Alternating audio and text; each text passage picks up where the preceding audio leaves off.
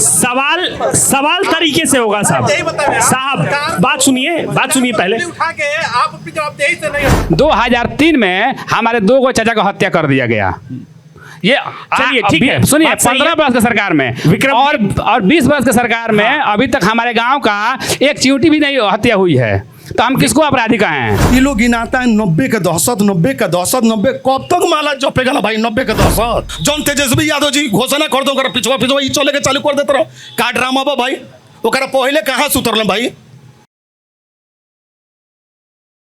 आपकी आवाज को सुनने आ रही है प्रभात खबर इलेक्शन एक्सप्रेस। देखते रहिए प्रभात खबर इलेक्शन एक्सप्रेस। प्रभात खबर के चौपाल में आप सभी का स्वागत है। प्रभात खबर इस बार बिहार के 243 विधानसभा चुनावों का दौरा कर रहा है। इस दौरान 30,000 किलोमीटर की यात्रा करते हुए हम पहुंचे हैं सिवान जिले के रघुनाथपुर विधानसभा में।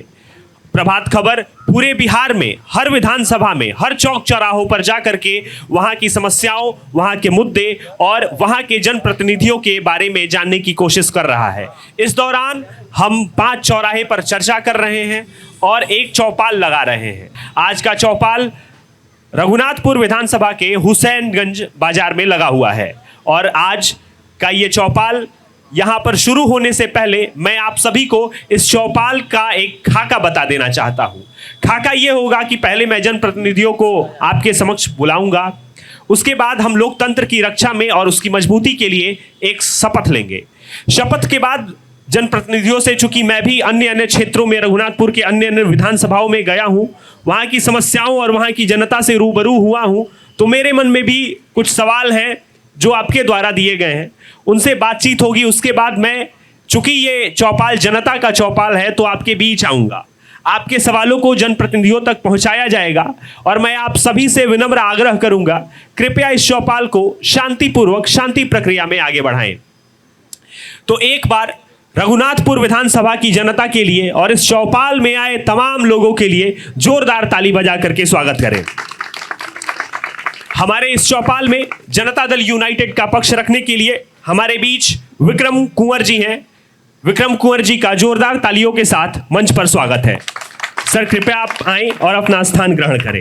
भाजपा का पक्ष रखने के लिए हमारे बीच हुसैनगंज मंडल प्रभारी मिथिलेश यादव जी हैं। मिथिलेश यादव जी से मैं आग्रह करूंगा कृपया वो अपना स्थान ग्रहण करें।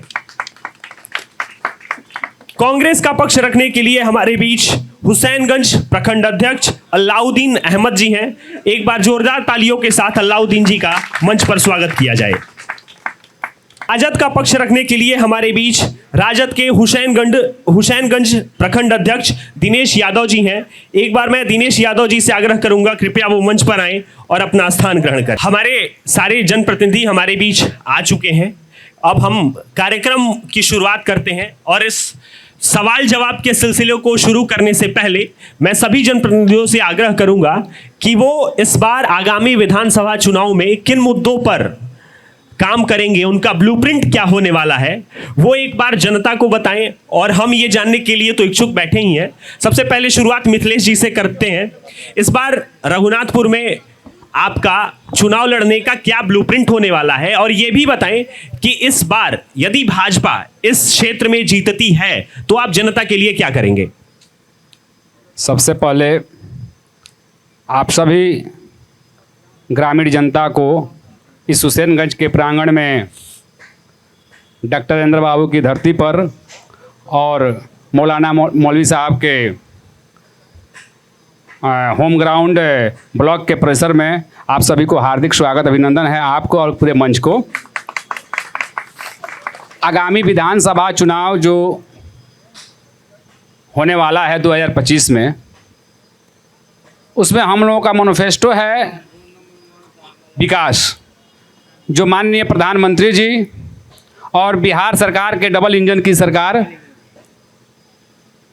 नीतीश कुमार जी की सरकार और देश में नरेंद्र मोदी जी की सरकार जो चला रही है, जो विकास है जो जनता को मिला है, उस माध्यम को लेकर, उस विकास को लेकर हम आम जनता पब्लिक में जाएंगे और उनसे वोट की अपील करेंगे। और हमें विश्वास है कि जितना विकास बिहार में भारत सरकार द्वारा और बिहार सरकार द्वारा किया गया है, लोग संतुष्ट हैं और हमें वोट देने का काम करेंगे। धन्यवाद मिथिलेश जी। जनता दल यूनाइटेड का पक्ष जानने के लिए मैं विक्रम कुंवर जी से कहूंगा कि वो इस बार के विधानसभा, सर कृपया आप बैठ जाएं, बैठे बैठे ही। हाँ, नहीं, चूंकि हमें लंबी बातचीत करनी है और डिटेल्ड में आपसे सवाल करने हैं और आपसे जवाब लेने हैं, तो उसमें बैठे रहने में ज्यादा हम कंफर्टेबल समझते हैं। तो इस बार जनता दल यूनाइटेड का रघुनाथपुर विधानसभा में चुनाव लड़ने का क्या ब्लूप्रिंट होने वाला है, विक्रम कुंवर जी? नीतीश कुमार ने जो पिछले 20 वर्षों में विकास का काम किया है, सभी जाति, सभी धर्म, सभी लोगों के लिए किया है, उसी को आगे बढ़ाएंगे। और व्यापक भ्रष्टाचार जो फैल गया है, उस पर हम लोग अंकुश लगाने का काम करेंगे। महंगाई है, बेरोजगारी है, भ्रष्टाचार है, विकास के मामले में तो जोड़ ही नहीं है इस क्षेत्र का, इस जिले का। जो नीतीश कुमार ने विकास किया है, शायद कोई आज तक विकास नहीं कर सका है। इसलिए 2025 फिर से नीतीश के हाथ को मजबूत करने के लिए हम लोग मेहनत करके यहाँ से अपना सीट निकालने का काम करें। धन्यवाद विक्रम जी। कांग्रेस का पक्ष रखने के लिए हमारे बीच अलाउद्दीन जी मौजूद हैं। इस बार महागठबंधन और लड़ रहा है चुनाव। इस बार तो राष्ट्रीय जनता दल के यहाँ से विधायक भी हैं। आगामी विधानसभा चुनाव में चूंकि चंद महीनों बाद ही विधानसभा चुनाव होने वाला है, तो इस बार आपका ब्लूप्रिंट क्या होने वाला है इस बार के चुनाव में? सबसे तो पहले प्रभात खबर के ग्रुप के तमाम सदस्यों को धन्यवाद देते हैं कि हिंदुस्तान के 60% आबादी के लिए बीच आप उपस्थित हुए हैं और उनकी विचारों को जानना चाहते हैं कि अगले चुनाव में वो क्या मुद्दा लेके जाएंगे और क्या मुद्दा लेके वो वोट करेंगे और किसको सेलेक्ट करेंगे। इसके लिए आपको हम धन्यवाद देते हैं और आए हुई सारी जनता को भी हम धन्यवाद देते हैं कि वो अपने कीमती समय लेकर के हमारे बीच आए हैं। हमारी पहली प्राथमिकता है स्वास्थ्य, शिक्षा, बेरोजगारी, भ्रष्टाचार, जिससे तमाम जनता त्रस्त है। इन्हीं मुद्दों को लेकर के हमें इस इलेक्शन में उतरना है।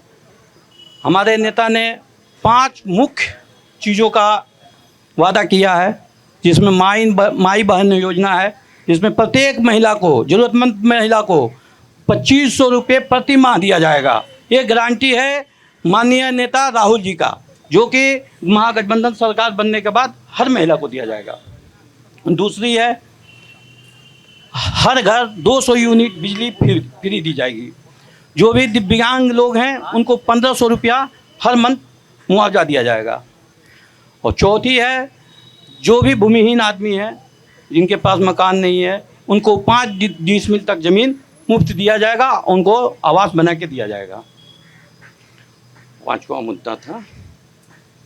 चलिए ठीक है, 5 मुद्दे हैं। हाँ, उन्हीं पे हमें जनता के बीच जाना है और इन भ्रष्टाचारियों को, इस कुशासन को हटाना है और परिवर्तन लाना है। ठीक है, धन्यवाद अलाउद्दीन जी। अब बारी है राष्ट्रीय जनता दल से दिनेश यादव जी हमारे बीच मौजूद हैं। राष्ट्रीय जनता दल से मेरा 2 सवाल रहेगा, चूंकि यहाँ के हरिशंकर यादव जी विधायक भी रहे हैं रघुनाथपुर के, तो मैं आपसे कहूंगा कि पिछले 5 साल का रिपोर्ट कार्ड आपका क्या रहा है, आपने क्या क्या किया, और आने वाले 5 सालों में आपका ब्लूप्रिंट क्या होने वाला है, ये जनता को बताएं। पहले रिपोर्ट कार्ड। सबसे पहले प्रभात खबर का हुसैनगंज की धरती पर आए हुए आप लोग को हार्दिक अभिनंदन, और मौलाना साहब की धरती, डॉक्टर मोहम्मद शहाबुद्दीन साहब की धरती पर आए हुए सभी प्रभात खबर के दोस्तों को हार्दिक अभिनंदन वंदन करता हूँ। चलिए धन्यवाद। हम सभी अपने जनप्रतिनिधियों का ओपनिंग स्टेटमेंट ले चुके हैं। इस कार्यक्रम की औपचारिक शुरुआत लगभग हो चुकी है, और जैसा कि मैं पहले आपको बताया था कि लोकतंत्र की रक्षा में प्रभात खबर ये इलेक्शन एक्सप्रेस निकाला है जनता को जागरूक करने के लिए, और इसी क्रम में हम लोकतंत्र की रक्षा में हर कार्यक्रम में एक शपथ ले रहे हैं। इस शपथ के लिए मैं आप सभी से आग्रह करूंगा कि आप अपने अपने स्थान पर खड़े हो जाएं और मेरे पीछे पीछे जो मैं बोलूंगा कृपया वो दोहराएं। सर इसको रख दें,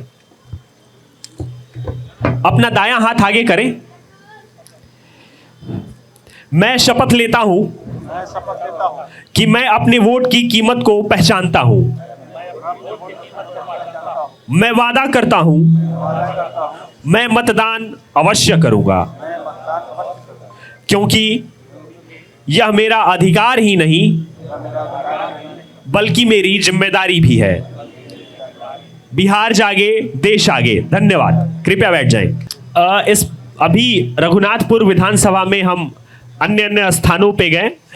हमारा बड़राम गोपालपुर, चक्री, रघुनाथपुर, टाड़ी में कार्यक्रम रहा है। तो एक समान समस्या जो हमें दिखी जल जमाव की, और ये अन्य भी विधानसभाओं में हम गए तो वहाँ के जनप्रतिनिधियों से ये जानने की कोशिश किए कि आखिर ये जल जमाव एक बहुत ही बेसिक सी समस्या है, इससे अभी तक यदि निजात नहीं पाया जा सका तो इसका लूप होल क्या है। दिनेश जी से पहले जवाब ले लेते हैं। देखिए, इसका सबसे बड़ा उदाहरण है भ्रष्टाचार। इस सरकार में नीचे से ऊपर अधिकारी जो है सभी भ्रष्टाचार में डूबे हुए हैं। डबल इंजन के आप लोग सरकार बोलते हैं, तो एक इंजन जो है भ्रष्टाचार में लगा हुआ है और दूसरा इंजन जो है अपराध में लगा हुआ है, और दोनों इंजन जो है पूरा जुड़तोड़ जो है अब विकास कर रहा है। क्योंकि 71,000 करोड़ का घोटाला भी हो गया विकास वाला, अपराध वाला, प्रतिदिन हत्या हो रही है अपने पूरे बिहार में। तो देखिए लगा जो है, देखिए डबल इंजन की सरकार बहुत जोर काम कर रही है। बात जल जमाव की थी। ठीक है, मिथिलेश जी के पास हम लोग चलते हैं। मिथिलेश जी, रघुनाथपुर हम लोग गए हुए थे। रघुनाथपुर में जल जमाव के ही मुद्दों पर बात हो रही थी, चूंकि अभी बारिश का मौसम है और जल जमाव की बातें होना लाजमी है। तो ये आरोप भी लगा कि सरकार जो है वो विपक्ष के विधायकों को, उनके कामों को तवज्जो नहीं दे पाती है, इस वजह से भी काम नहीं हो पाता है। इस पर आप क्या कहेंगे? और दूसरा सवाल, जल जमाव से निजात कैसे पाया जा सकता है? क्योंकि पिछले टर्म में एमएलए रहे हैं आपके दल से, बताएं। देखिए, जल जमाव, बारिश हुई है, जल जमाव होता है, गड्ढा में लग गया है, इसकी कोई ये नहीं है। लेकिन ऐसी बात नहीं है कि सरकार में विपक्ष के विधायक हैं तो उनको काम नहीं हो रहा है। उनको इतना, हमारी सरकार जो है यह नहीं कहती है कि यह विपक्ष के विधायक है तो इनका काम नहीं होगा। हमारी सरकार आज विपक्ष हो पक्ष हो सबको सम्मान देखती है और सबका सम्मान करती है। माननीय प्रधानमंत्री जी का भी आह्वान है कि सबका साथ सबका विकास। हम यह नहीं कहते हैं कि कोई अलग हो चाहे विपक्ष हो, हम विपक्ष को लेकर चलबे नहीं करते हैं, विपक्ष को मानबे नहीं करते हैं कि विपक्ष भी हमारा है। क्योंकि हम विपक्ष को नहीं मानेंगे तो फिर लोकतंत्र वो विपक्ष नहीं कर रहे हैं, विकास की बात को विपक्ष कर रहे हैं। हमने सदन का विपक्ष नहीं कहा, जो हमारे पक्ष में बैठे हैं विपक्ष, वो दल को नहीं कहा। हमने सदन में जो विकास की पैसा राशि जो आती है, हमने यह नहीं कहा कि उनको नहीं मिलेगी। चाहे हमारी सरकार यह नहीं कहती है कि उनको नहीं दिया जाएगा, विपक्ष के विधायक हैं तो ये बात नहीं है। अब रह गया बात कि विधायक जी वह नहीं देखे होंगे, नजरअंदाज करके चले होंगे, इस बात को हम मानते हैं। विधायक जी का होम ब्लॉक है वो रघुनाथपुर, जहाँ से आप बात कर रहे हैं, तो शायद उनको ध्यान नहीं होगा, गैर नजरअंदाज करके चले गए होंगे कि होम ब्लॉक है, हमारा वोट तो मिल ही जाता है। ठीक है, अलाउद्दीन जी से इस पर टिप्पणी ले लेते हैं। भाई साहब ने बहुत अच्छी बात कही है। इनकी सरकार है, विपक्ष के विधायक हैं, लेकिन हम लोगों ने इस मुद्दे को स्थानीय स्तर पर भी उठाया है, बीडीओ साहब से भी बोला है, डीएम साहब को हमने ज्ञापन दिया है, बोला है कि सर यहाँ से यहाँ तक रोड बहुत जर्जर है, जो 4 किलोमीटर है जाने में 1 घंटा लगता है, बाइक से जाइए तो आधा घंटा लगता है। ये तो वही समय आ गया 1990 वाला, जो हुसैनगंज से सिवान जाने में 1 घंटा लगता था। तो हम तो समझिए 25 साल पीछे चले गए, 30 साल। इसको तो चाहिए सरकार का, हम विपक्ष में हो या सरकार में हो, ये आपकी भी जिम्मेवारी बनती है, हमारी भी जिम्मेवारी बनती है कि यथासंभव जितना शीघ्र हो इस रोड को हम दुरुस्त कराने के लिए हर संभव प्रयास करें। ये हमारी जनता की मांग है। भाई साहब से हम अनुरोध करेंगे कि आप अपने भी विधायकों से बोलिए कि विधानसभा में शून्यकाल के दौरान इस बात को उठाएं, इसे संज्ञान में लिया जाएगा और मुख्यमंत्री बगैर। ठीक है, विक्रम कुंवर जी कुछ बोलने को इच्छुक है सर, माइक ले और बोले। ये जो जल जमाव है, इस पर आप लोग जो कह रहे हैं, ये टेम्परोरी है। पानी नहीं हो रहा था तो लोग तबाह थे कि पानी नहीं हो रहा है, पानी नहीं हो रहा है। सर टेम्पोररी कैसे है? ये तो मतलब परमानेंट है। मान लीजिए बारिश हो गया और ड्रेनेज की सुविधा यदि होती तो जल जमाव नहीं होता। पंचायतों में सरकार ने पर्याप्त फंड दिया है, वो पंचायत के मुखिया बीडीसी लोग हैं मिल करके उसको इमीडिएट उन लोगों को एक्शन लेना चाहिए, उन लोगों को कार्रवाई करनी चाहिए। जी अलाउद्दीन जी, ये किसी पंचायत के पास की बात नहीं है। हमने बीडीओ साहब से बात किया है, बीडीओ साहब बोले कि ये पीडब्ल्यूडी का वर्क है जो विधायक स्तर पर या एमएलए एमपी स्तर पर ही हो सकता है। रघुनाथपुर की नहीं, यहाँ रोड की, रघुनाथपुर विधानसभा में ही है, वो रोड टूटा हुआ है, पानी की समस्या ही नहीं है, रोड जर्जर है। हम लोग एक बात जैसा कि मिथिलेश जी ने कहा, हम लोग रघुनाथपुर की ही चर्चा यहाँ पर कर रहे हैं, रघुनाथपुर की ही बात हो रही है। रोड मैंने परसों मैंने स्कूटी में मैं देखा रोड, परसों चौथा रोज आए थे तो हमने परसों स्कूटी को कहा कि भाई ये बनाया हुआ मेरा 77 का रोड है, उस रोड का हालत है कि 10 मिनट के बदले 1.5 घंटा हमको आने जाने में लगता है। उसने आश्वासन दिया कि सर हमको कोई बताया नहीं, पहला जनप्रतिनिधि है कि आप हमको बताए हैं, और उसने कहा है कि 15 दिनों में हुसैनगंज से गोपालपुर तक का रोड में काम लग जाएगा। जनप्रतिनिधि कहेगा तब ना, जनप्रतिनिधि कुछ बोलबे नहीं करेगा तो क्या होगा? चलिए अलाउद्दीन जी कह रहे हैं, इस बात को नोट कर लिया जाए। बिल्कुल, ये देखिए अलाउद्दीन जी दिन का महीना दिन लग सकता है। आप नोट कर लीजिए।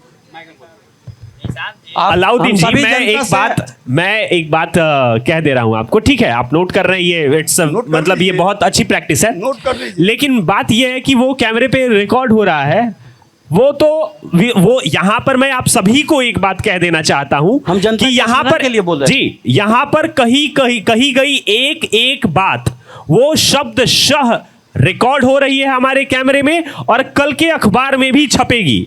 और ये बिल यहां तक सीमित नहीं रहेगा, ये 5 करोड़ का परिवार है प्रभात खबर का, दूर तक ये आवाज जाएगी। तो मैं अपने जनता से भी कहूंगा और जनप्रतिनिधियों से भी कहूंगा कि जो भी कहें वो बेशक और बेहद जिम्मेदारी के साथ कहें। हमारे मुंह से कभी अनायास भी ऐसा शब्द ना निकले जो किसी को आहत कर दे, फिर हमें बाद में गिल्ट होती है। जी अलाउद्दीन जी, हमारे भूतपूर्व विधायक माननीय विक्रम कुंवर जी ने सराहनीय बात कही है कि 15-20 दिन में रोड में काम लग जाएगा। हम आप सभी लोगों से आग्रह करेंगे कि इसको स्मरण में रखिएगा, और नहीं तो फिर रिमाइंडर माननीय भूतपूर्व विधायक जी को दिया जाएगा। ठीक है, इसको आप लोग अपने स्मरण में रखिएगा। ठीक है, रिमाइंडर ले लिया जाएगा। हम अभी हमारे साथ दिनेश यादव जी हैं, हम दिनेश यादव, देखिए सुनिए, एक बात मैं बता देता हूं, सुनिए, देखिए हमारे सामने जो भी लोग बैठे हुए हैं, मैं आपको भी एक बात क्लियर कर दूं, मैं आपके बीच आऊंगा, चूंकि मैं 5-6 जगह घूमा हूं इस विधानसभा में, तो कुछ समस्याओं से अवगत हुआ हूं और वो समस्याएं आपकी हैं। तो मैं चाहता हूं कि आपकी उन समस्याओं पर पहले बातचीत हो जाए। जल जमाव है, भ्रष्टाचार है, बेरोजगारी है, ब्लॉक लेवल की समस्याएं हैं, स्वास्थ्य है, शिक्षा है, अन्य सुविधाएं हैं, ट्रांसपोर्ट है। तो उसमें आपकी तरफ से तो यहां आपका प्रवक्ता तो मैं ही हूं, ठीक है? आपके पक्ष से ही मैं यहां बैठा हूं और मैं आपके सवाल लेने भी आऊंगा, बारी बारी से पीछे से मैं शुरू करूंगा। तो दिनेश जी, हम लोग चक्री में थे, कुछ युवा हमसे मिले, वो ये कह रहे थे कि बेरोजगारी जो है वो चरम पे है और विधायक जी नदारद रहते हैं।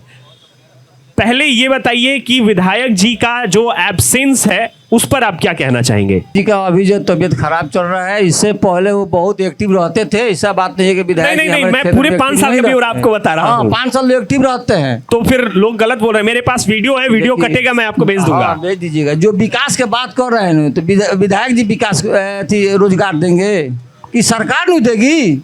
विधायक जो बोले हैं कभी नहीं, ठीक है, रोजगार के सवाल पे मैं मिथिलेश जी और विक्रम कुंवर जी के पास जाऊंगा। रोजगार के लिए विधायक थोड़ी लेकिन देंगे, इस सवाल, दूसरा जो मेरा सवाल था, ये सवाल आपसे मैं सुझाव के लिए पूछा कि यदि आपकी सरकार आती है तो आप रोजगार कैसे देंगे, बताइए। हम रोजगार देंगे। कैसे देंगे? क्या उसकी यदि मान लीजिए कि राष्ट्रीय जनता दल की सरकार बनती है, महागठबंधन की सरकार बनती है, तो युवाओं को रोजगार देने का आपका ब्लूप्रिंट, आपका रोड मैप क्या होगा, बताएं। देखिए हमारा वो रोड मैप जो तैयार है, समझे। अभी जो हमारा 17 महीने, सुनिए 17 महीने जो पिछली सरकार हमारा चली थी, तो यही नीतीश कुमार को बोलते थे जो कहाँ से नौकरी देगा, तो अपने बाप के यहाँ से देगा। लेकिन 5 लाख नौकरी हमारे जो युवा तेजस्वी यादव है उप मुख्यमंत्री बने थे तो दिए थे ना। उसके बाद सुनिए ये नकलची सरकार ठीक है, इस पे अभी जितना जो हो रहा है हम लोग को सर देखिए सबको, हाँ विक्रम जी, लड़े सिपाही नाम हवलदार के मुख्यमंत्री हैं नीतीश कुमार। तेजस्वी जी कहाँ से? अरे तो 15 साल से क्यों नहीं दे रहे थे आपका? अरे 15 साल से आप क्यों नहीं दे रहे थे? तो नहीं दिया है। अभी तो कह रहे हैं कि मुख्यमंत्री, तो पहले तो मुख्यमंत्री थे 2005 से। कोई ब्लूप्रिंट पर आप लोग के पास है? नकलची सरकार आप लोग चला रहे हैं, भ्रष्टाचार के सरकार चला रहे हैं। भ्रष्टाचार और अपराधी में आप लोग लिप्त है। अभी 71,000 करोड़ का जो लूट हुआ है आप ही का सरकार में हुआ है। दिनेश भाई, अपराध और अपराधी की बात आप लोग ना करें तो अच्छा हो। 6 बजे के बाद यही हुसैनगंज चट्टी पर एक व्यक्ति दिखाई नहीं देता था। आपके घर के बगल में भी तो देखिए रोजगार जब जब सरकार का आवश्यकता पड़ता है तब तब रोजगार मिलता है। अभी 5 लाख जो आप कह रहे हैं वो आपकी देन नहीं है, बिहार सरकार के मुख्यमंत्री जी का देन है कि 5 लाख लोगों को रोजगार मिला। अभी 4 लाख और मिला। 1 मिनट रुक जाइए, मेरे पास, आपके पास जितने सवाल है उससे ज्यादा मेरे पास भी है। मिथिलेश जी एक बात हमें बताएं, आपने कहा कि सरकार ने रोजगार दिया, तो जो बेरोजगार युवा हैं अभी और वो बड़ी संख्या में हैं, उनके तादाद ज्यादा हैं, क्या वो आपकी संख्या आपकी सरकार के डेटा में नहीं आते हैं? बिल्कुल आते हैं। तो फिर उनका क्या? देखिए बता रहे हैं, हर तरह से रोजगार दिया जाता है। कहीं सरकारी योजना से रोजगार दिया जा रहा है, कहीं लोगों को छोटे छोटे कुटीर उद्योग लगाकर रोजगार दिया जा रहा है। जैसे उद्यमी योजना हो गया, मुख्यमंत्री उद्यमी योजना हो गया, छोटी सी लोन हो गई जो अपना दुकान दौड़ी कर सकता है। और रही बात सरकारी योजनाओं की, जो सर जब इतना रोजगार दिया जा रहा है तो हमारी इकोनॉमी इतनी पीछे क्यों है?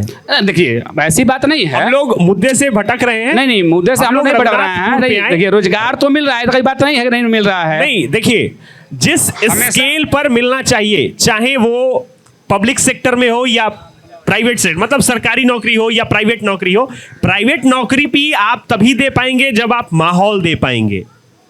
और वो मुझे ऐसा लगता है कि अभी जो बेरोजगारों की जो संख्या है, सरकार उसके लिए क्या कर रही है और आगे क्या करेगी, इस पर हम विक्रम जी से भी जवाब लेंगे। पहले आप अपना पूरा कर लें। देखिए सरकार, हमारी सरकार बेरोजगारों के लिए, जो युवा हैं, बिहार सरकार के बिहार पुलिस की बहाली निकाल रही है, और जो है शिक्षक की बहाली आपके सामने हुआ, ब्लॉक लेवल का जो बहाली होता है, इसमें तो आरजेडी क्रेडिट लेने बैठा हुआ है। अब देखिए ये तो अब कहने की बात ना है, वो तो बोल रहे हैं हमारे भाई साहब की अपराध और अपराधी की सरकार चल रही है। तो भैया आप मान लीजिएगा पहले की जो सरकार हुआ करती थी उसके अपेक्षा कहाँ अपराध दिख रहा है भाई? देखिए अपेक्षा, हम देखिए 1 मिनट रुक जाइए, मुझे पता है आप बहुत व्याकुल हैं जवाब देने के लिए। व्याकुल मत होइए। मिथिलेश जी मैं आपको एक बात बताऊं, हम जहां रहते हैं उसे हम तुलनात्मक अध्ययन में बड़ा या छोटा बता करके उसे नकार नहीं सकते हैं। नहीं, हम नकार नहीं रहे हैं, हम कहाँ कहे हैं कि बेरोजगारी नहीं है, बेरोजगारी है, लेकिन उतना नहीं। अपराध वाली बात नहीं, आपको अपराध पर बात बोल रहे हैं। तो अपराध की बात जो है, अब तो हम बता ही दिए आपको अपराध कहाँ है, बताइए ना भाई साहब कि अपराध कहाँ है।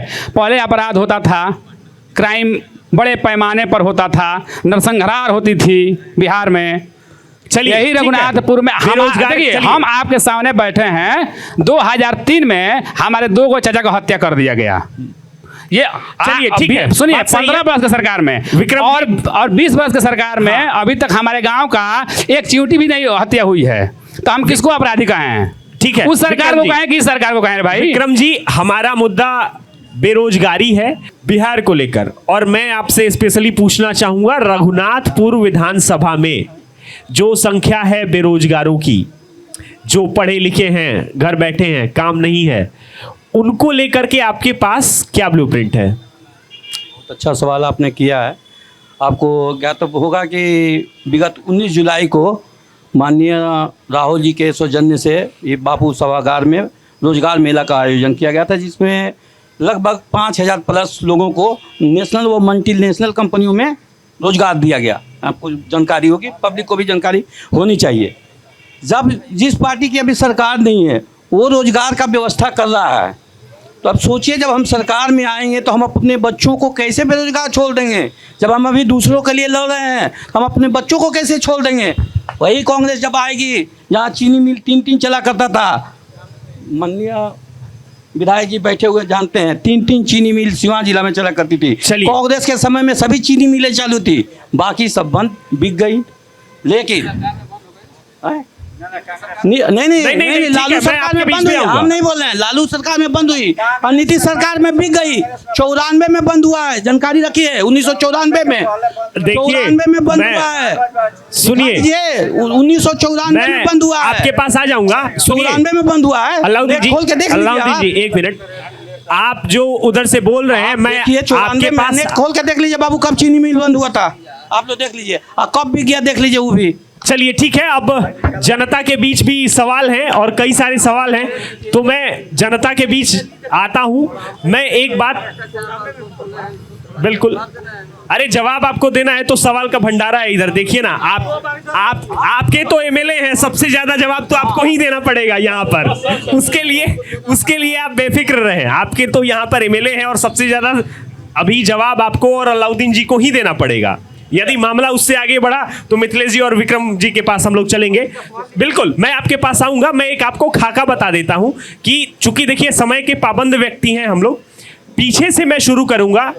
पीछे से एक पंक्ति का मैं सवाल लूंगा, पहले दाएं और फिर बाएं के, बारी बारी से मैं आगे आऊंगा और उसके बाद हम लोग कार्यक्रम के समापन की ओर चलते हैं।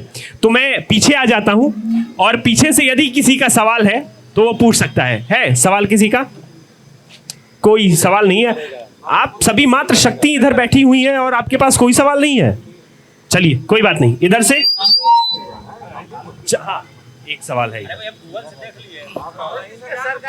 मेरा सवाल यही है कि अभी हमारे नेता, क्या नाम है उनका, वो बोल रहे हैं। एक मिनट, देखिए सुनिए, आप सभी सम्मानित जनप्रतिनिधि हैं और पहली पंक्ति में जो बैठे लोग हैं, सुनिए,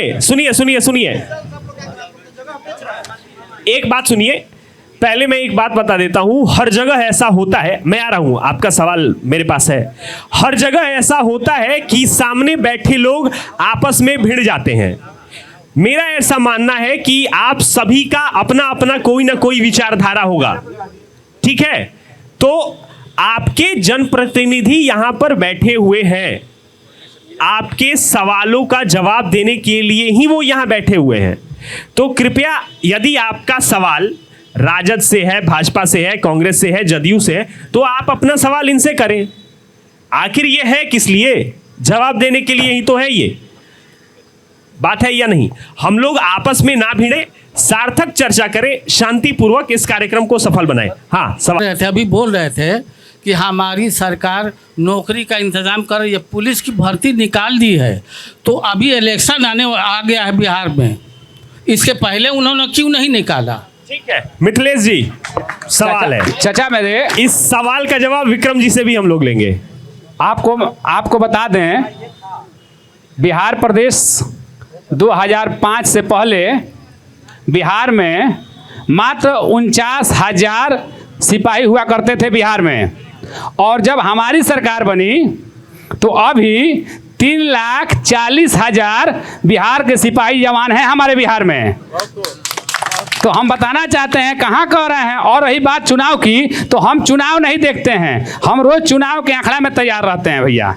आज चुनाव हो जाए आज भी आंकड़ा में तैयार हैं, कल चुनाव हो तो कल भी तैयार है। तो हम लोग चुनाव काम से- करने वाले लोग हैं, चुनाव पे बात विश्वास नहीं रखते तो चुनाव से पहले फिर भर्ती क्यों आई? कहाँ चुनाव 2 साल पहले ही आ जानी चाहिए थी। अरे तो भैया समय देखिए, सब आपको बोले ना कि जब जब समय जिस तरह आता है उस तरह होता है। नहीं नहीं नहीं नहीं, नहीं, बिल्कुल ये आती बात है। आप नहीं कह सकते। नहीं, बिल्कुल आती है। मेरे पास पूरा भर्ती का, जो भर्ती की आप बात कर रहे हैं, वो चाहे बीपीएससी टीआरई वाला हो, टीआरई 1 2 3 वाला हो, या फिर बिहार पुलिस भर्ती परीक्षा की बात हो, जो अभी पुलिस भर्ती परीक्षा हो रही है। जी, हो रही है। इसको होमगार्ड हुई। बिल्कुल, इसको 2 से 3 साल पहले होना चाहिए था सर। अरे इससे पहले भी बिहार पुलिस का चुनाव हुआ है, बहाली हुआ है भाई। कब? 2000 आपको बता दें, हम 23-24 में हुआ है, 23-24 में हुआ है। सर आपके रिवाइज आंकड़े मैं आपको भेजूंगा। अगले सवाल पर चलते हैं। हाँ, भोजपुरिया में बोलम तो बड़ी मजा है। अरे एकदम भोजपुरी में बोला ही के बा। अपना बिहार के भाषा का भोजपुरी है, जितना नेता लोग बैठल बा सबके चिन्हता नहीं, हमारे पैदाइश भी ना बैठल, हम चिन्हता नहीं है। जो विक्रम कुंवर जी मानिए मंत्री जी मानिए, आधा लोग के नाम मालूम हुई, वो जौना स्कूलिया में सब पढ़ के निकलन ओकर नाम रहल आरजेडी। जहाँ चल गनी, भाजपा में चल गनी, जौदी में चल गनी। एजा जौन लड़ाई बा, ए बाबू थोड़ा साइड हो जाए। हैजा जौन लड़ाई बा व्यक्तिगत लड़ाई बा, विचारधारा की लड़ाई नहीं के। सब नेता एक नेता से मिलल बड़ा। भाई साहब आपका नाम क्या है? हमारा नाम है इश्तियाक। इश्तियाक जी, आप सवाल हम लोग जल्दी कर लें तो अन्य लोगों को भी मौका देना है ना। ठीक है, मौसम भी खराब है। ये लोग गिनाता है 90 के दहशत, 90 के दहशत, 90। कब तक माला जपेगा ना भाई 90 के दहशत? अभी नहीं ये लोग क्या कर। ये भाई सब बोल रहे मिथिलेश भाई, हम बहुत अच्छा से पहचानते। मेरे पंचायत में, मेरे गांव में एक भी हत्या नहीं हुआ। अभी क्या होता भाई, हर जगह बलात्कार होता, क्राइम होता, छिनतई होता, मर्डर होता। ये क्या हो? सुशासन की सरकार हो? हम पूछा के चाहते हैं मिथिलेश भाई, तू जवाब दो। 90 के दहशत कब लोग आपकी नहीं है भाई? 90 के दहशत, 90 के दहशत, ओकरा बादो कोनो जवाब बाकी नहीं के। विकास के काम कर लो। अभी इनका तो 150 यूनिट बिजली फ्री बा, ओकरा पहले कहाँ लोन तेजस्वी यादव बोल रहे 200 यूनिट बिजली फ्री करम। माई बहनी योजना तेजस्वी यादव बोल रहे 1500 देम, 1100 कर दिलन। जौन तेजस्वी यादव जी घोषणा कर दो, पिछवा पिछवा चले के चालू कर देते रहो। का ड्रामा बा भाई, ओकरा पहले कहाँ से उतरल भाई? चलिए ठीक है, बहुत शानदार सवाल है इश्तियाक जी का, और इस पर मैं अपने चारों जनप्रतिनिधियों से जवाब लूंगा। सबसे पहले तो बात यह है कि जब भी हम लोग किसी वाद विवाद में जाते हैं, किसी विचार विमर्श में जाते हैं, तो ये क्यों चर्चा होती है कि तब ये हुआ था। अभी हम लोग भी चर्चा की है कि किसी बड़ी छोटी को कोई घटना हुई, उसको बड़ी घटना से जोड़ करके उसे कमजोर नहीं किया जा सकता है। इश्तियाक भाई ने पूछा है कि पहले आप लोग कहाँ थे, और ये जो 90 की बात होती है, ये विजन कहाँ होता है? 90 की बात क्यों होती है? 2050 की बात क्यों नहीं होती है? 2070 की बात, हम 10 साल आगे का क्यों नहीं सोच पाते हैं? विक्रम कुंवर जी। देखिए, क्राइम रोकने का काम, सर बात क्राइम पर नहीं है, बात विजन पर है। विजन जैसा कि उस नौजवान ने पूछा है कि हम 90, 75 साल, 80 साल पर क्यों जाते हैं? जैसा दूल्हा रहेगा वैसे बारात का लक्षण रहेगा। दूल्हा ही ठीक लोग चुने तो बरतिया ठीक रहेगा। विजन की बात है तो विकास, विधि व्यवस्था की लोग बात करते हैं। पहले किसका मर्डर होता था? आते जाते लोगों को मार दिया जाता था, घर लूट लिया जाता था, चोरी लोग कर लेते थे। आज अधिकांशतः क्राइम आप देख लीजिए, या तो ज़मीन जायदाद के लिए है या लड़का लड़की का है। 90% क्राइम वही हो रहा है जो क्राइम उस समय नहीं था, और क्राइम में अंतर आ गया है। पहले लोग गांव में घर बनाने से डर से गांव में घर बनाते थे कि चोरी डकैती नहीं होगा हमारे यहाँ। आज लोग सड़क पर आ रहे हैं नीतीश के राज में कि हम घर बनावेंगे तो सेफ रहेंगे। ये अंतर नहीं बुझा रहा है। कहाँ चोरी डकैती कहाँ हो रहा है? खाली हत्या हो रहा है। हत्या ज़मीन जायदाद के लिए हो रहा है। कोई एक भाई दूसरे को मार रहा है, उसको आप क्राइम कहिएगा तो भगवान भरोसे हैं आप उसको क्राइम मत कहिए। वो तो चलिए भाई भाई उधर में। ठीक है दिनेश जी, हम बार बार पीछे क्यों जाते हैं, आगे क्यों नहीं जाते हैं? देखिए 90 आ रही कौन चल रहा है सन 25 चल रहा है ना, 35 साल हो गया। आज का युवा जो 2000 के बाद जन्मा है तो 25 साल का हुआ, वो 90 का पीछे का क्या जानता है जी? अभी वो सर इस बीच तो आप भी सरकार में रहे हैं, इस बीच तो आप भी गठबंधन के सरकार में रहे हैं, आपकी जिम्मेदारी नहीं बनती थी क्या? तो जब हम बीच में बने हैं ना तो उसमें कम हुआ है, अपराधी और ये घटनाएं कम हुई है। और जब एनडीए के सरकार लोग भाजपा का जो बनता है तो अपराधी बेलगाम हो जाता है, बढ़ जाता है। मिथिलेश जी और वो बोल रहे थे, सुनिए एक मिनट, ठीक है सुन लेते हैं। जो बोल रहे थे जो पहले चोरी होती थी, लोग नहीं निकलते थे, तो आज जानते हैं क्या हो रहा है? आज सामने ले लिया जाता है। आज पहले चोरी लोग डर से चुराते थे, रात को जाकर जो भाई कोई देख न ले चोर भाग जाता था, लेकिन आज तो सामने फिर आके लोग ले लेता। ठीक है, आपने कहा कि चोरी जब ना कह यही कहा से बोलो के है जी बा, आपने कहा भ्रष्टाचार इतना बाज मत पूछी, दिनेश जी मैं हर चीज में माने चोरी बा। मेरी बात भी तो पूरी हो जाने दीजिए। आपने कहा कि जब राष्ट्रीय जनता दल सरकार में थी तब लॉ एंड ऑर्डर जो था वो बहुत मेंटेन्ड था।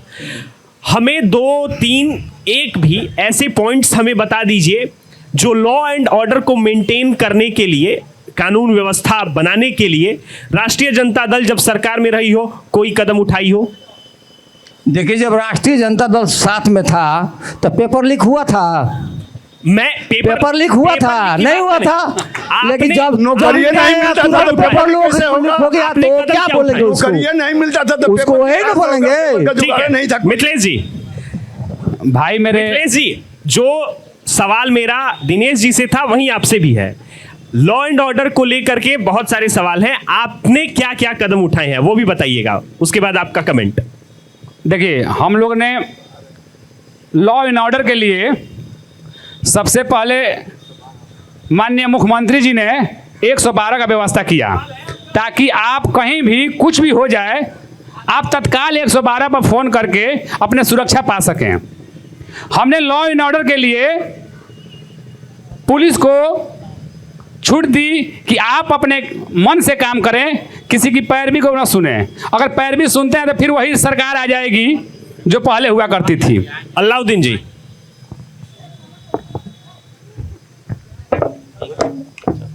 दिनेश जी ने कहा है कि जब राष्ट्रीय जनता दल सरकार में रही है तो उस दौरान लॉ एंड ऑर्डर जो था वो मेंटेन था। मेरा इस पर सवाल था कि जब जनता दल सरकार में रही है तो लॉ एंड ऑर्डर को मेंटेन करने के लिए आपने क्या कदम उठाए हैं? तो मैं उनके जवाब से सेटिस्फाइड नहीं हो पाया हूं, मैं संतुष्ट नहीं हूं उनके जवाब से। तो कृपया आप मुझे बताएं, क्योंकि आप भी उस सरकार के सहयोगी रहे हैं, तो लॉ एंड ऑर्डर मेंटेन करने के लिए आपने क्या कदम उठाए हैं? 2-3 जो पॉइंट्स हैं वो समझा दें। नीतीश जी के सरकार में ही गठबंधन की जो बोल रहे हैं आप, नीतीश जी और तेजस्वी जी और कांग्रेस की गठबंधन के सरकार में, तो हमें अनुमान है कि हर एक जिला में जो महिला थाना का स्थापना हुआ, ठीक है ना, उसमें महिला सिपाहियों की भर्ती सबसे ज़्यादा उसी समय हुई, महिला सुरक्षा के लिए। और जितने भी आपराधिक किस्म के लोग थे उनके लिए मांग किया गया कि इनको नामजद करके अंदर डाला जाए। ये रिकॉर्ड में है, आप देख सकते हैं। वैसे अपराधी प्रवृत्ति के जो लोग हैं उनका पेशा है अपराध करना, प्रशासन का काम है रोकना। थोड़ी सी छूट मिलती है अपराध बढ़ जाता है। चलिए ठीक है, अगले सवाल पे आते हैं। मेरा सवाल जो जनता दल के नेता उनसे है कि अभी सीएजी का रिपोर्ट आया जिसमें कहा गया है, केंद्रीय स्तर का रिपोर्ट है कि उसमें 70,000 करोड़ का घोटाला किया गया, उसका आप जवाब दें। और मेरा दूसरा सवाल ये है कि टीआरई में पेपर लीक हो जाता है, उसके लिए कौन जिम्मेदार है और सरकार उसके लिए क्या कर रही है। तीसरा सवाल ये है कि बिहार में इतनी बाढ़ की समस्या है, आपकी सरकार लगभग 20 साल से है, आपने क्या किया है बाढ़ को रोकने के लिए? इतने लोग प्रभावित होते हैं बाढ़ से और उसके लिए आपने क्या किया है? आपने बात किया सुशासन का, बिहार एनसीआरबी के रिपोर्ट के हिसाब से टॉप 5 में क्राइम रेट में है और क्राइम दिन प्रतिदिन खुलेआम पटना में आप जैसे देख सकते हैं कि अस्पताल में हुआ, उसके लिए आपकी सरकार क्या करिए? पर भ्रष्टाचार वैसा ही है, सुशासन कहाँ है? हमारे जो युवा हैं वो देश के संसाधन हैं, वो आगे चल के इंजीनियर डॉक्टर बनते हैं और हमारे देश के लिए कुछ अच्छा काम करते हैं। और हमारे जानते हैं जैसे बिहार में शराबबंदी है और हर जगह घर घर में शराब मिलती है और जो शराब पीता है उसको पुलिस गिरफ्तार कर लेती है। बिल्कुल। लेकिन पुलिस की क्या जिम्मेदारी है, उसके लिए आप क्या कर रहे हैं? बिल्कुल बिल्कुल कैग पर हम लोग आएंगे। सबसे पहले करके पूछिए। हाँ, एक एक करके, मुझे याद है, मैं आपको बताता जाऊंगा। सबसे पहले टीआरई पेपर को लेकर के जो सवाल था उसका जवाब ले लेते हैं। पेपर लीक हुआ है, होता है वो टीआरई पेपर वाला क्या? टीआरई 3 में जो पेपर लीक हुआ, पेपर तो लीक हो गया, जिसने लीक कराया उस पर आपने क्या कार्रवाई किया? यह हम लोग जो पकड़े उसको न्यायालय को दिए। अब न्यायालय न कार्रवाई करेगा, हम कार्रवाई नहीं करेंगे, न्यायालय न कार्रवाई करेगा। न्यायालय की बात हम कैसे कर सकते हैं? हमने उसको पकड़ा, उस पर कार्रवाई किया, उसको जेल भेजे, तो कार्रवाई तो हम किए। बाढ़ वाले सवाल पर आप क्या कहेंगे? बाढ़ को लेकर के सरकार का क्या स्टैंड है? यहाँ कहाँ बाढ़ है? नदी में पानी नहीं है। दहा नदी बगल में है, उसमें पानी नहीं है। ये लोग कह रहे हैं कि बाढ़ है। सवाल तो पूरा करने दीजिए ना। किसान कल के पहले सवाल एक बात बताइए। इमाम कर रहे थे एक मिनट, पानी एक हो मिनट। पानी हो, पानी हुआ तो अब बाढ़ आ गया। जवैनिया गाँव देखिए, अकेले दहा है। विक्रम जी, कोई न विक्रम कोई जी, पाप किया होगा। विक्रम जी एक मिनट। तो अगले सवाल पे चलते हैं। बाढ़ और टीआरई वाला जवाब हम लोग ले चुके हैं। हाँ, किसने पेपर लीक किया है, मुझे नाम नहीं पता। देखिए, वो एक न्यायिक प्रक्रिया है। जब आप पढ़ेंगे, आप मुझे पढ़े लिखे युवा लग रहे हैं, जब आप लॉ एंड ऑर्डर की पढ़ाई करेंगे, आप करते क्या हैं? छात्रों में बीपीएससी की तैयारी। ठीक है, बीपीएससी की जब आप तैयारी करते हैं तब आपको law and order, judicial procedures आपको पता ही होने चाहिए। हाँ, और कोई सवाल इधर से? कोई सवाल? मेरा सवाल दिनेश जी से है। पिछले विधायक एक बहुत सज्जन व्यक्ति हैं, तब उनको जनता जिताई है। और मेरा सवाल है दिनेश जी से, आपने 10 सालों में विधायक जी से कितने बार लेटर लिखवाया है? मैं हुसैनगंज की जनता से पूछना चाहता हूँ। विधायक किसी पार्टी का नहीं होता है, विधायक जनता का होता है। बिल्कुल, ये सवाल मेरा शुरुआत में ही था दिनेश जी। हम अन्य जगहों पर भी गए और जितने जगह पे गए हमें ये सुनने को मिला कि विधायक जी क्षेत्र में गायब रहते हैं। और जैसा कि अभी आपने पूछा, क्या नाम है? मेरा नाम पंकज कुमार सिंह है। पंकज, ठीक है। जैसा कि पंकज जी ने पूछा कि विधायक जी से आपने कितने लेटर लिखवाए, आपने कितना इनिशिएटिव लिया? जवाब पहले तो हम उनका सवाल है, गलती है। कौन सा लेटर लिखना है बोले बताएंगे तब मुझे। इस चीज़ के लिए लेटर, इस विकास के लिए लेटर, कि पानी के समस्या के लिए लेटर लिखे हैं, तो खाली बोल रहे हैं कि लेटर लिखे। दिनेश जी, इसका लेटर लिखे? दिनेश जी, आप रघुनाथपुर में ही रहते हैं? ठीक है, तो मैं पहली बात आपको बता दूं, सवाल गलत नहीं होता है, या तो होता है या नहीं होता है। ठीक। दूसरी बात, आप भी रघुनाथपुर में रहते हैं, ये भी पंकज जी हैं, ये भी रघुनाथपुर में ही रहते हैं, तो जल जमाव होता होगा तो दोनों को जानकारी होती होगी। एक जनप्रतिनिधि होने के नाते, एक जिम्मेदार नागरिक होने के नाते, और चूंकि आप राजद का प्रतिनिधित्व कर रहे हैं, क्या आपकी जिम्मेदारी नहीं बनती है कि आप विधायक को बोले या पत्र लिखें? नहीं, हमारा जिम्मेवारी बनती है। जितना हमारे पास जो आता है समस्या, कोई भी लेके आता है तो हम खुद लिखवाते हैं और कराते भी हैं। वो पूछिए जो वो हमारे पास कभी भी दिए हैं लेटर, जो हमारे गांव में समस्या है, 5 काम बता दीजिए। 5 साल में 5 काम इस क्षेत्र के, इस क्षेत्र का 5 साल में 5 काम।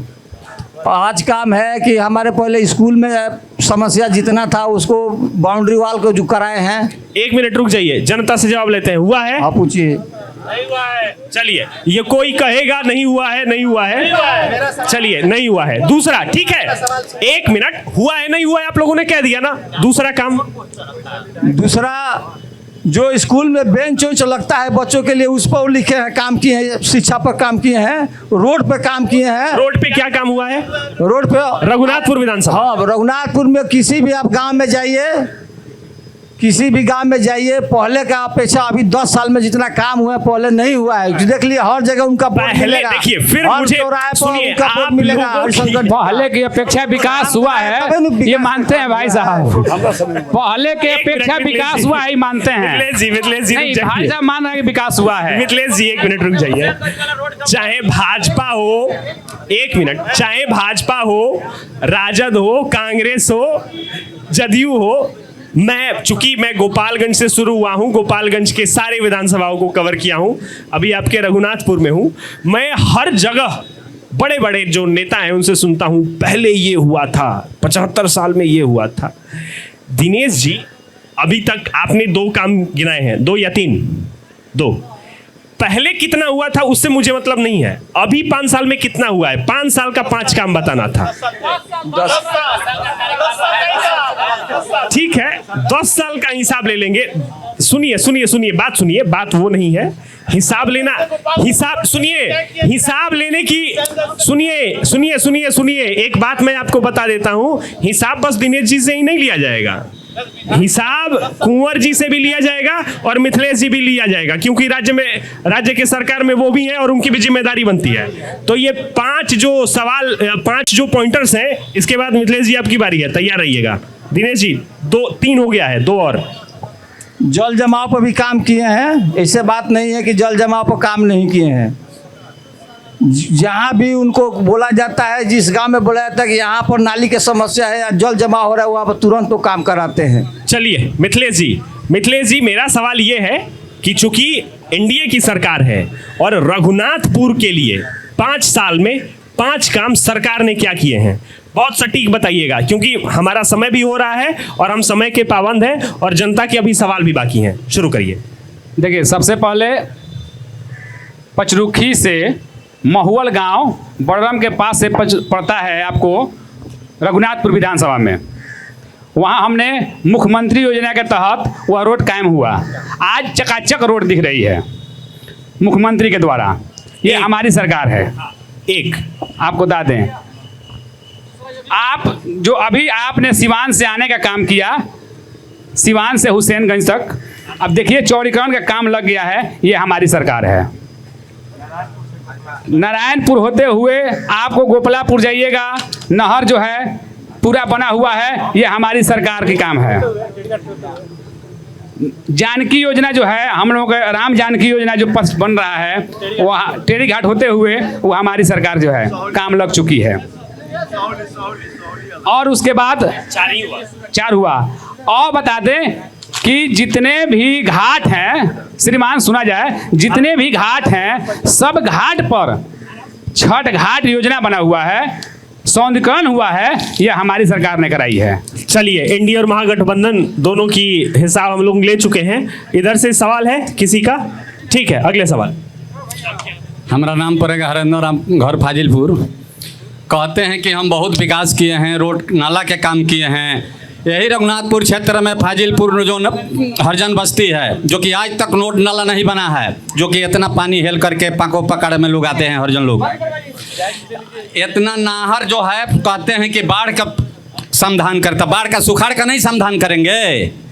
आज तक नाहर नहीं आया पानी, नाहर में आज तक पानी नहीं आया, जो कि किसान यहाँ का मर रहे हैं पानी बिना। खेती मशीन से मशीन भी पानी नहीं दे रही है, बोरिंग। कई बार हम लोग इस ब्लॉक पर धरना दिए, उसके बाद जिला में धरना दिए, गंडक विभाग में गए, लेकिन कहीं सुनवाई नहीं हुआ। 20 साल से सरकार चल रही है, विकास कर रहे हैं, कहाँ विकास हो रहा है? हमको दिखाएं। बिल्कुल विक्रम जी, आपने पहले ही कहा था कि नदियां सूखी हुई है, बाढ़ नहीं आ रहा है। तो यदि पानी नहीं है क्षेत्र में, और चूंकि हम घूम भी रहे थे तो देखें कि सिंचाई को लेकर के समस्याएं हैं, इस पर क्या कहेंगे? निश्चित पूरे जिले में सिंचाई को लेकर समस्या है। हमारे क्षेत्र में भी, रघुनाथपुर विधानसभा क्षेत्र में भी है। पहले नदी से जो जल आता था, ये लबालब दहा नदी रहती थी। अगल बगल में दर्जनों स्टेट बोरिंग था, जिससे लोग सिंचाई करते थे। आज वह स्टेट बोरिंग बंद पड़ा है। इससे पड़ा है कि पानी नहीं है।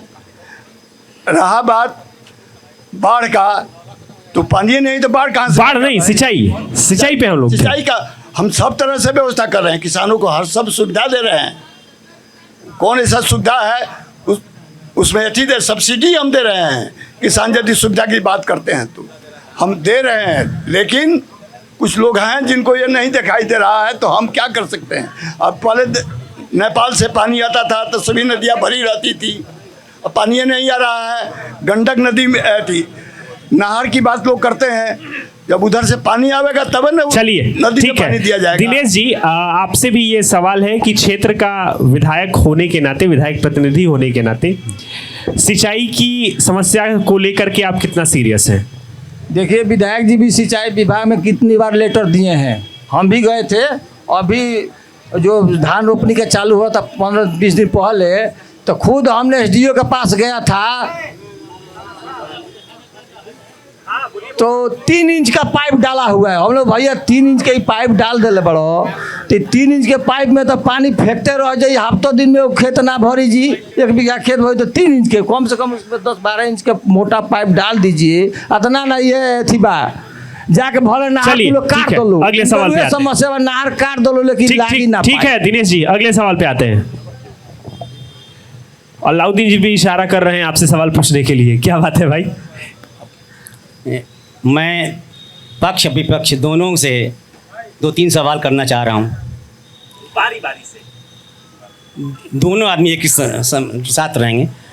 मेरा कहना है, नीतीश कुमार खेल मैदान बनवा रहे हैं, बहुत इम्पोर्टेंट है विक्रम जी। हर ब्लॉक में, हर पंचायत में नरेगा का काम चल रहा है, खेल मैदान बन रहा है। हमको लग रहा है कि यहाँ 2-3 मैदान आधा से ज़्यादा काम हो चुका है, जिसमें हुसैनगंज हाई स्कूल में एक ग्राउंड बन रहा है नरेगा का खेल मैदान।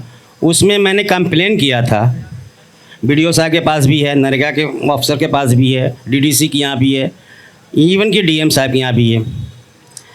अभी तक उसका कोई कार्रवाई नहीं है। जो 4 इंच की ढलाई होनी चाहिए थी, वहाँ 1 इंच ही है। मेरी सारी सबूत मेरे पॉकेट में है, सारी सबूत जो है मेरे पॉकेट में है, वीडियो भी है, फ़ोटो भी है।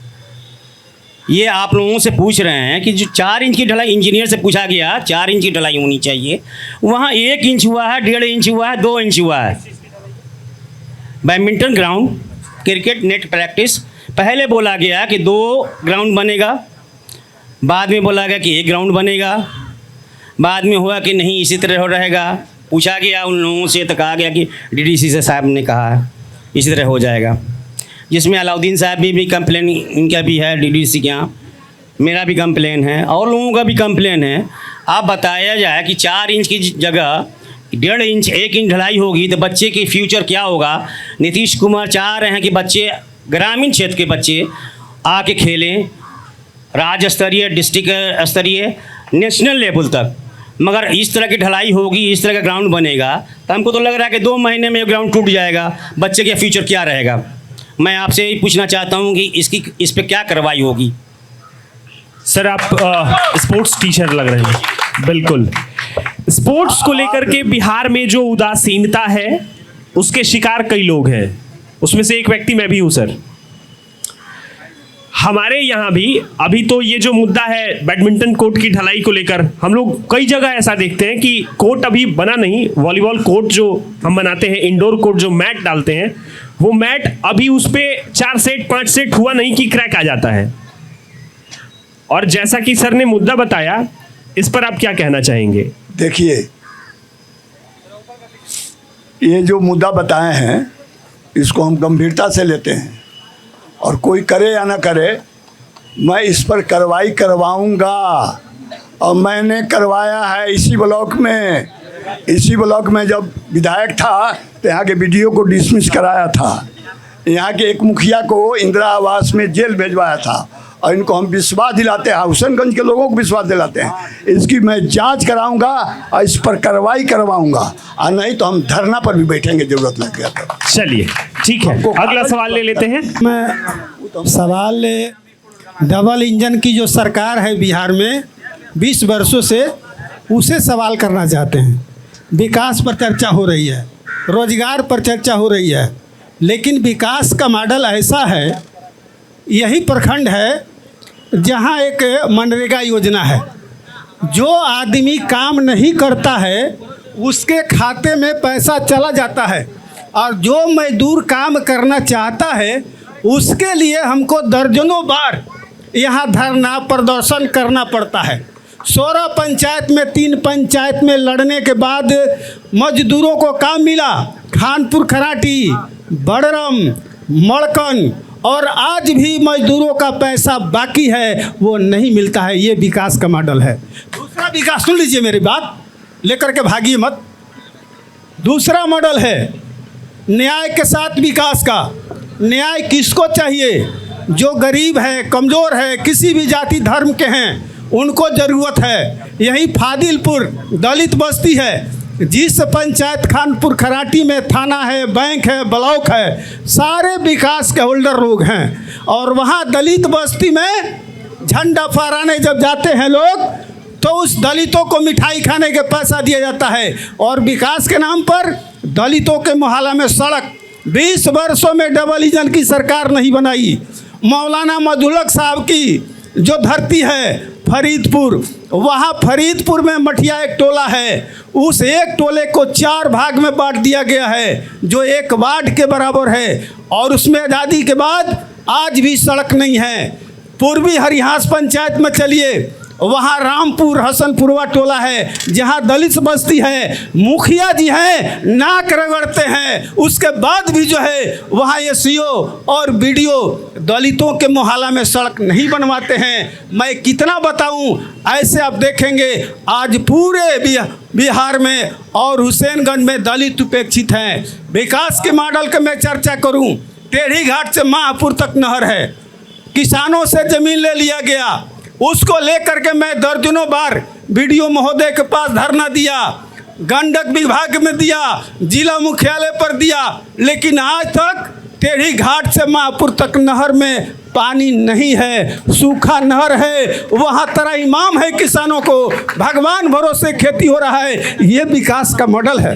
आपने देखा विकास का मॉडल, पटना डूब गया, यह ऐसा मॉडल है, पटना डूब गया और नीतीश मोदी जी को उसी पानी में विकास के मॉडल को डूब जाना चाहिए। लेकिन पूरा बिहार देख रहा है बिहार का मॉडल। ये बिहार का मॉडल आप देखेंगे, आस नारायण है, जो पर्चा सरकार ने दिया है, दर्जनों लोगों को दिया गया है, वहाँ जबरदस्ती थाने और सीओ को मिला करके पर्चा दिए हुए पर्चाधारियों को बेदखल किया जा रहा है। जिस लड़ाई को हमने लड़ करके उनको पीछे हटाया है और दीवार तोड़ने वाले जबरदस्ती लोग को दीवार तोड़ दिया गया है, जनता के बदौलत, जन संघर्षों के बदौलत। ये विकास का मॉडल है। इसलिए ये विकास के सवाल पर, रोजगार के सवाल पर, भ्रष्टाचार के सवाल पर, भ्रष्टाचार तो इतनी है जो दिखाई नहीं देता है। लेकिन एक नौजवान ने कहा, सीएजी रिपोर्ट जब दिया, एक हम लोग रघुनाथपुर में रहते हैं और एक बात मैं आपको कह देना चाहता हूं कि अपने सवाल हम लोग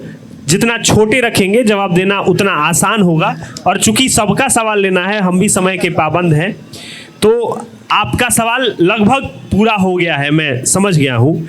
एक चीज़ जो मैं पूरी इनकी बात में नोट किया हूँ, मनरेगा के मजदूरों के भुगतान को लेकर, इससे मैं मिथिलेश जी से भी जवाब लूँगा, दिनेश जी से भी, और उसके बाद अलाउद्दीन जी के पास चलेंगे। मिथिलेश जी, ऐसा मतलब हो क्यों रहा है कि मतलब मनरेगा के मजदूरों के भुगतान वो तो ससमय होना चाहिए?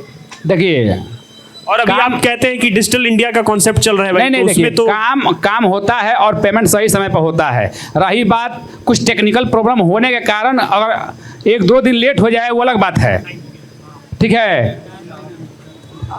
और जो है भाई साहब बोल रहे थे कि आपको किसान की बात, किसान के लिए हमने हर समय उपलब्ध कराया। बीज हमारी सरकार पहले की सरकार बीज नहीं देती थी, हमारी सरकार बीज दे रही है। हमारी सरकार जो है कि पटवन का पैसा दे रही है, हमारी सरकार सब्सिडी दे रही है। भाई साहब बोल रहे हैं 2000 खाता में आ गया है, उनको अब गच हैं एकदम, कहीं ऐसा कोई दिक्कत नहीं है। ठीक है, दिनेश जी ये बताइए हमें कि यहाँ के जनप्रतिनिधि होने के नाते मनरेगा के जो मजदूर हैं उनका भुगतान नहीं हो रहा है। मुझे लगता है आप इससे अवगत होंगे, इससे पहले भी आपके विधायक जी ने कितना स्टैंड लिया इसके लिए? सर, समस्या तो बहुत माने गंभीर समस्या है, हर पंचायत में है। लेकिन जब इस सरकारें भ्रष्ट है, अधिकारी भ्रष्ट बढ़े, तो विधायक जी क्या करी महाराज? किया क्या करी? उतया के विधायक जी साहब वीडियो से बोलबे करते हैं, अब वो आते हैं कि भाई मिलना चाहिए, लेकिन हमारे विधायक जी उठाते हैं आवाज, वीडियो के पास आके बोलते हैं कि मिलना चाहिए, लेकिन ये सरकारें जब भ्रष्ट बा तो क्या करिए विधायक जी चलिए बेलगाम अधिकारी बड़े अलाउद्दीन जी विधायक तो बोला है आगे सुनिए सुनिए सुनिए लेकिन एक बात सुनिए, एक बात सुनिए, वीडियो सीओ सुनता नहीं है तो क्या करेंगे, सरकार ऊपर है। या देखो एक बात सुनिए, एक बात सुनिए, एक बात सुनिए, एक मिनट रुकिए दिनेश जी, एक मिनट रुकिए भाई वीरेंद्र को, दिनेश जी एक मिनट रुकिए, दिनेश जी रुक जाइए, बस रुक जाइए, कर्मचारी जो है उनके ऊपर दिनेश जी व्यवहार कर रहा है, रुक जाइए रुक जाइए, एक बात बताइए आप, पिटाया है आपका विधायक, सुनिए एक बात सुनिए, सुनिए सुनिए सुनिए एक बात बताइए, पहले आप मेरी बात सुनिए, सुनिए मेरा बात सुनिए, एसी में बैठ करके मेरा एक बात सुनिए, जवाबदेही इन्हें भी पता है, मुझे भी पता है, आपको भी पता है, सवाल तरीके से होगा साहब बात सुनिए पहले, आप अपनी जवाबदेही से नहीं हटते। ये सवाल आप करें, सुनिए ये सवाल यदि आप करेंगे तो मैं जाऊं, यदि आप ये सवाल करेंगे तो मैं जाऊं, बात तरीके से रखी जानी चाहिए, यहां जितने भी लोग बैठे हुए हैं सभी सम्मानित लोग हैं, सभी का सामाजिक कहीं ना कहीं योगदान है, और समाज में ये जब वीडियो जो आप लोग आपस में हिलते डुलते भिड़ते हैं तो जो हमारे उम्र के बच्चे देखते हैं तो राजनीति से उनका मोह भंग होने लगता है, वो यदि वो आते हैं तो वो यही रवैया अपनाते हैं कि भाई कोई बीच में बोल रहा है जाके उसको टोक दो, जाके उसको मार दो। भाई आप सुनना ही नहीं सीखेंगे तो बोल कैसे पाएंगे? पहले सुनिए, पर आवाज उठाना चाहिए, आवाज तो तरीके से आवाज उठाएंगे ना भाई, आप तरीके, आप मेरे से बोले कि मेरे पास आइए, उनकी जवाबदेही बनती है, आप बीच में इनको टोकेंगे, चलिए ठीक है शांत रहिए, आपका जवाब हम ले चुके हैं, अलाउद्दीन जी के पास। एक मिनट एक सेकंड का ले लें जी, एक और है जवाबदेही है, अभी भाई सुनिए, अभी मनेर का भाई वीरेंद्र एक जो है कर्मचारी जो है एक मृत्यु प्रमाण पत्र के लिए 1500 मांग रहा है, 1 महीने से दौड़ा रहा है और वो फोन कर रहे हैं, तो देख रहे कैसे व्यवहार कर रहा है। जब एक विधायक का ही हाल है इस सरकार में, तो एक जन प्रतिनिधि हम लोग जैसा के कौन पूछेगा जी? ठीक है अलाउद्दीन जी, मनरेगा का सवाल सरकार को हटाना है तब जाके समस्या लोग को दूर होगा। ठीक है, उसके लिए तो आपके विधायक को क्षेत्र में रहना पड़ेगा। चलिए अलाउद्दीन जी, सवाल ये है, हाँ सवाल आपका मिथिलेश जी से देखिए, फिर आप व्यक्तिगत कर रहे हैं भाई साहब, मैं आपको बता दे रहा हूँ, यहाँ पर मैं खड़ा हूँ, मैं आपके पास आऊंगा तभी आप बोलेंगे, ये आपको मैं बता दे रहा हूँ। चलिए अलाउद्दीन जी। मिथिलेश जी से हम पूछना चाहेंगे, एक बेरोजगार शिक्षित युवक ने पूछा कि पेपर लीक क्यों हो रहा है, तो इन्होंने कहा कि पहले परीक्षा कहाँ होती थी, बोला है ना आपने माइक में, आपने भी बोला है विधायक जी ने, पहले परीक्षा कहाँ होती थी। तो हम जानकारी के लिए बता दें कि यूपीएससी देश आज़ाद होने से पहले से है, कांग्रेस का पहला काम एसएससी कांग्रेस की देन है, ठीक है ना।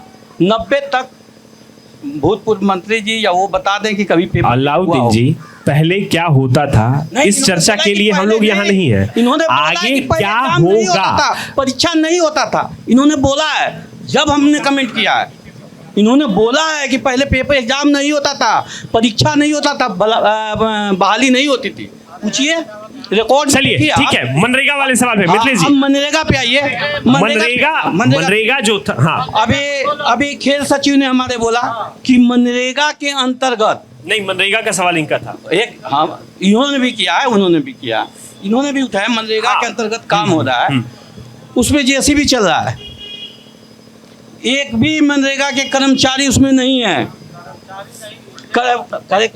कर्मी मनरेगा कर्मी मजदूर एक भी नहीं काम किए हैं। ये क्या है, भ्रष्टाचार नहीं है तो और क्या है, काम करेगा कोई और। चलिए ठीक है, पैसा देंगे मनरेगा कर्मी को और अफसर लोग खाएंगे। अगले सवाल की ओर बढ़ते हैं, सवाल कौन पूछेगा, अगले सवाल की ओर। बिहार को जगाने का काम ये भाजपा सरकार अभी तक नहीं की है। देखिए कौन क्या किया क्या नहीं किया, आप सीधा सवाल पूछिए सर, समय कम है। हमारा सीधा सवाल होगा भाजपा के प्रतिनिधियों से कि इन्होंने कहा कि पुलिस प्रशासन पे कहा कि काम हो रहा है, प्रयास है। तो एक छोटा सा एक कहानी सुना रहे हैं, छोटी सी है, सुन लीजिए। उदाहरण है, 4 दोस्त थे और गाड़ी में जा रहे थे और उन लोगों का कार खराब हो गया। तो वो 2 दोस्त आगे से धक्का मार रहे थे और 2 दोस्त पीछे से धक्का मार रहे थे कि ये गाड़ी फंस गई है, निकल क्यों नहीं रही है। तो एक आदमी बहुत चालाक उधर से आ रहा था, देखा कि ये तो चारों के चारों चालाक हैं। तो उसने कहा कि ये तो भाई दिन भर रात भर धक्का मारते ही रह जाएंगे, गाड़ी 1 इंच भी आगे नहीं जाएगी और पीछे नहीं जाएगी। तो उसने बताया कि एक काम करो तुम लोग, या तो चारों पीछे से जाके धक्का मारो या तो चारों आगे से धक्का मारो, गाड़ी आगे निकलेगी या पीछे निकलेगी। उन्होंने ऐसा ही किया तो उन्होंने ताली बजाया उसके लिए कि बहुत अच्छा आदमी है, बहुत अक्लमंद आदमी है। ऐसे ही तो भाजपा सरकार है। दूसरी बात प्रशासन पे इन्होंने कहा कि 112 का व्यवस्था हुआ। 112 आजकल तो लोग उसको कॉल करने पे डरते हैं, वो आता है और जो लोग कॉल करते हैं पहले उससे पैसा की डिमांड करते हैं और जो लोग माने उसके विपरीत हैं उनसे भी पैसा लेके गाड़ी में बैठाता है और आधा किलोमीटर दूर आके छोड़ देता है। चलिए ठीक है मिथिलेश जी जवाब। अभी एक बात और है, देखिए ठीक है, एक सवाल और मेरे लिए। गलबैया भाई साहब बैठ जाइए, गलबैया किए हुए हैं तो ठीक है बैठिए आप। ये गलबैया हैं, इस के दल के गलबैया हैं, साथी हैं उनके भी। सवाल तो उनका 112 आप देखिए 112 जवाब दे रहे हैं, आपका भी जवाब दे रहे हैं, जवाब दे रहे हैं, वो भैया नहीं है, जवाब दे रहे हैं, जवाब दे रहे हैं। दिनेश जी जवाब बोल रहा है कि भैया है। अभी हम बोल रहे थे वाले बोल रहे थे कि नहीं बोल रहे थे? सुनिए, आप रखिए, नहीं चुप था, आप रखिए। देखिए मैं जवाब मिथिलेश जी 1 मिनट मेरी एक बात सुनिए। यहाँ पर जो सामने बैठे लोग हैं मिथिलेश जी, बहुत सीरियसली मैं आपको ये बात कह रहा हूं, उनके लिए आपको सम्मानजनक शब्द का प्रयोग करना होगा, क्योंकि मैं चूंकि देख रहा हूं कि कोई किसी ना किसी राजनीतिक दल से है। यदि आप यहाँ हैं तो अभी जनप्रतिनिधि हैं, आप जब वहां होंगे तो आप भी जनता होंगे, और आपको कोई इस तरह से कहेगा तो सर बहुत बुरा लगेगा। मैं एक बात आपको बता देता हूं, तो इधर मंत्री और विधायक भी बैठे हुए हैं और आप इधर बैठे हुए हैं, तो वो जनता है, वो आपसे सवाल पूछेंगे और सम्मान पूर्वक आपको जवाब देना, सम्मान पूर्वक जवाब दिया जा रहा है। नहीं तो ऐसे शब्दों से हम लोगों को बचना है। ठीक है देखिए भाई साहब बोले हैं 112 का महत्व आप नहीं समझ रहे हैं। अब कह रहे हैं कि पैसा की बात, आप लोग जहां जा रहे हैं कर रहे हैं ब्लॉक में पैसा लग रहा है, आप कह रहे हैं कि सीओ पैसा ले रहा है, आप कह रहे हैं वीडियो पैसा ले रहा है। अरे भाई ले रहा है तो आप तो कंप्लेन तो कीजिए, आगे तो बढ़िए, उसके ऊपर अधिकारी है, अगर देने की सक्षम है तो दीजिए ना। आप नाम बता दीजिए डिप्टी में कौन है पैसा ले रहा है, एक बार कंप्लेन करके देखिए तो आप लोग कंप्लेन करेंगे नहीं। चलिए बस ठीक है, दोषी मत लगाइए, देखिए काम को दोषी मत कीजिए, उसको यूज कीजिए, उसका फायदा उठाइए आप लोग। चलिए ठीक है मिथिलेश जी, हमारे पास समय की कमी है और मैं आप सभी को बता रहा हूं किसी, मैं शुरुआत में ही बोला था किसी का सवाल चुकेगा नहीं, क्योंकि आप सभी लोग सोशल मीडिया पर एक्टिव होंगे। आप अपना सवाल प्रभात खबर फेसबुक पेज पर, प्रभात खबर इंस्टाग्राम पर, देखो साथी नौजवान हो, तुम्हारे अंदर ऊर्जा है, मैं तुम्हारी भावनाएं समझ सकता हूं, तुम्हारे सवाल होंगे, मैं बता रहा हूं। देखो इधर के लोग कह रहे हैं अब तुम्हारी जिम्मेदारी है, तुम्हें बस तुम्हारा सवाल नहीं पूछना है, तुम्हें इनका भी सवाल पूछना है। आप प्रभात खबर के फेसबुक पेज पर जाएं, अपना सवाल हमें डीएम करें, उस सवाल को यहाँ के आप जुड़े जनप्रतिनिधि को हम टैग करेंगे, उससे जवाब लेंगे और फिर आपको वो जवाब भेजेंगे। अभी हमारे पास समय की कमी है, अभी हम यहाँ बैठे सभी जनप्रतिनिधियों का एक क्लोजिंग स्टेटमेंट लेंगे, उसके बाद कार्यक्रम का समापन करेंगे। विक्रम कुंवर जी, ये जो भी सवाल जवाब हुए इस पर बहुत सारे मुद्दों पर बात हुई, बेरोजगारी, भ्रष्टाचार, शिक्षा, इकोनॉमी, एक क्लोजिंग स्टेटमेंट, और मैं आप सभी से कहूंगा 3 से 4 मिनट का क्लोजिंग स्टेटमेंट दे दे। देखिए बहुत मुद्दों पर बातचीत हुई, और ख़ास करके मनरेगा पर में हमारे मित्र ने चर्चा किया। आपको नहीं मालूम है, हुसैनगंज में 14.5 करोड़ 24 में रुपया निकला है। आप खाली कूदते रहिएगा। हम सत्तारूढ़ दल के हैं, हम उसको निकलवाए हैं, हम उसका जांच करवाने जा रहे हैं। 16.5 करोड़ रुपया रघुनाथपुर ब्लॉक में निकला है, उसको मैंने निकलवाया है और उसका जांच करवाने हम जा रहे हैं। कहाँ से कहाँ हुआ है। करप्शन के दूल्हा ठीक रहेगा तो बरतिया ठीक रहेगा, विधायक ठीक रहेगा, जनप्रतिनिधि ठीक रहेगा तो नीचे अफसर डरेगा। आज हम ही कहेंगे कि विजय साहब प्रणाम, हम लोग विधायक रहते थे तो अफसर हमारे यहाँ आता था, बुलवा करके वर्कर को बैठा कर कहते थे अब विधायक लोग चल जा रहा है कहाँ, विजय साहब प्रणाम। चलिए ठीक है जी प्रणाम। विक्रम जी धन्यवाद। जनप्रतिनिधि नहीं होता है। चलिए विक्रम जी, अलाउद्दीन जी, बहुत ही चर्चा सार्थक रही। अन्य सवालों पे हम लोग बातचीत किए, बहुत सारे मुद्दों पर चर्चा हुई। एक संदेश क्या देंगे, एक क्लोजिंग स्टेटमेंट आप क्या देंगे? देखिए, अभी का बिहार, अभी का हमारा रघुनाथपुर विधानसभा क्षेत्र युवाओं का है और युवाएं हमारे देश के भविष्य हैं। हम युवाओं से यही अपील करेंगे कि सोच समझ के वोट देना है, किसी बहकावे में नहीं आना है, धर्म मजहब ऊंच नीच जात पात में नहीं पड़ना है, अपने अपने अगले बच्चों का भी भविष्य संभालना है। जो आपके बच्चों के पढ़ाई के लिए, स्वास्थ्य के लिए, रोजगार के लिए, परिवहन के लिए अच्छा कार्य करने का वादा करे, जिससे उम्मीद हो कि वो अच्छा काम करेगा, आप उसे चुने। झांसे में नहीं आना है, फिर दोबारा नहीं लाना है। धन्यवाद। चलिए दिनेश जी, कम समय में क्लोजिंग स्टेटमेंट। 20 साल की जो खटारा सरकार है, इस बार लोग मन बना लिया है, क्योंकि 10 साल के बाद कोई भी गाड़ी आप लेते हैं तो खटारा होती है। तो 20 साल का हो गया सरकार, तो खटारा सरकार को अब जनता उब चुकी है, उठाकर फेंकेगी। और नई सरकार तेजस्वी जी की आ रही है, युवाओं की रोजगार मिलेगा और स्वास्थ्य पर काम होगा, सुरक्षा पर काम होगा, माने जितना जनता का जो काम होगा सब। दिनेश जी धन्यवाद। मिथिलेश जी, हमारी सरकार है, शांति अमन और सुशासन की सरकार है। 400 से बढ़ के 1100 बुजुर्गों को, विकलांगों को और विधवाओं को 1100 का महीना मिल रहा है। आप 125 यूनिट बिजली मुफ्त मिल रही है गरीबों की, आम जनता की। और प्रधानमंत्री के द्वारा हर माह 5 किलो राशन जो है आज तक अत्यंत पिछड़ों को, जो सबसे पिछले पंक्ति में बैठे हैं, उनको मुफ्त राशन मिल रहा है।